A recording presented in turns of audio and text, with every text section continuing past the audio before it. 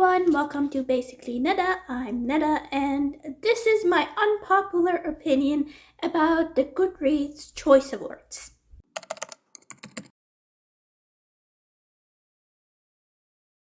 So yesterday was Thursday, I got home and turned on YouTube just to, entertain myself, and all of the videos that came in were my reaction about Goodreads Choice Award nominees, blah blah blah. So yeah, I was just like very annoyed, firstly. Secondly, I was just like, yeah, so here's my beef about the Goodreads Choice Award. So let me explain Goodreads Choice Awards to you. If you don't know what it is, then we'll go into my opinions. The Goodreads Choice Awards is an annual award program that Goodreads users can vote on the list of books that are from a particular year, that year, from end of November of one year to the early November of the next year. So these books that are out, they should be out by a certain time, and then Goodreads, what they do is make a list and they put that out, and then only Goodreads users can go and vote on them. So the first is like the long list, and that takes 2 weeks, or 1 week or something like that. And then the next is the short list from the votes that people have done from the long list. So yeah, it's a bit awkward and weird, and yeah. So let's get to my beef number 1. Goodreads puts out the list. None of the Goodreads users have the right to vote for each book that they have read or any. They have no right, they just see the list. And the list is based on how many users have put that book on their shelf, to be read shelf. It's not about if they have already read it, it's about wanting to read it. And I'm just like, why? Because there would be books in that category that had come out, let's say today, it came out on the 13th or whatever, the 12th of November. The list came out on the 12th of November, and a book had come out on the 11th of November.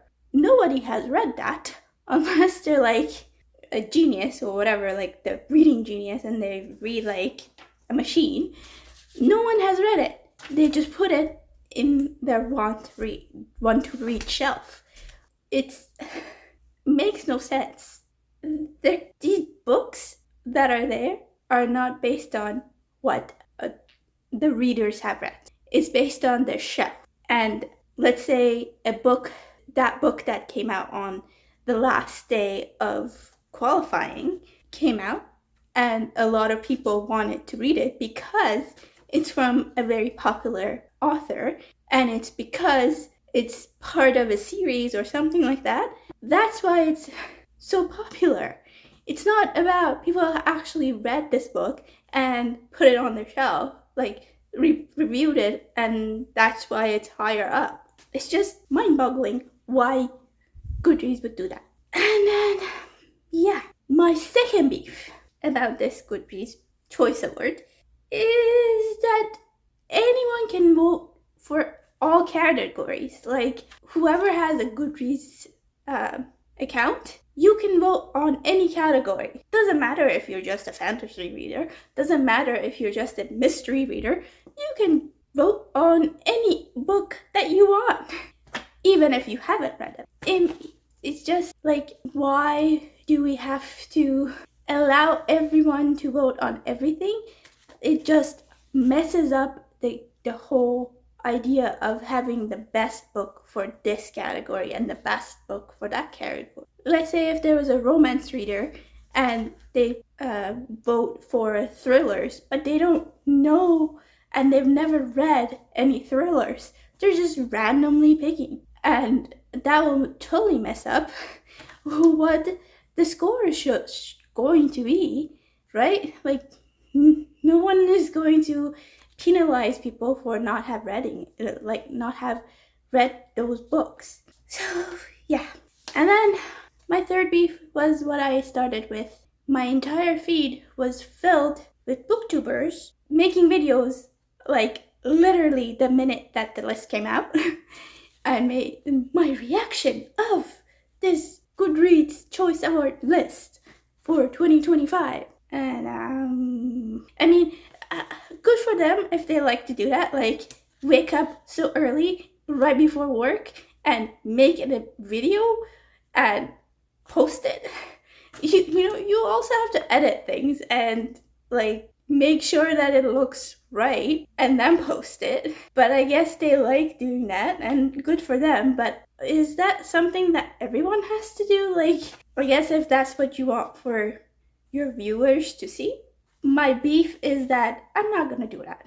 I don't find Goodreads Choice Awards that important for me to lose sleep before going to work. I mean, most booktubers have a day job. They don't live on BookTube money. Like, I don't think it's as much. I don't monetize mine. I don't have that much subscribers anyway. So this is just, I guess, if people like it, go ahead and do it. But my entire feed was filled with this, and I was just like, I didn't even look for it.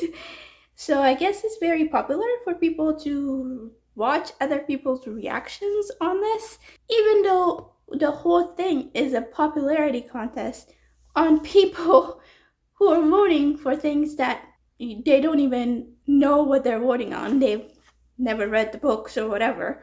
So, yeah. But my solution for this would be if Goodreads would actually let people vote on whatever book that came out, and like they make, like the readers make the list, not them making that list based on whoever put the book on the shelf, on their want to read shelf. And then the other thing would be if you have read the book and reviewed that book, then you can vote on it. Like, if you do not have any books from a certain category that you have not read, then you should not be voting on any of the books. But that will never happen. It's just too much for Goodreads to actually do that. So yeah, that was my rant. If you actually have any comments about Goodreads Choice Awards, let's talk about it in the comments. Let me know what you think. Do you actually care about Goodreads Choice Awards?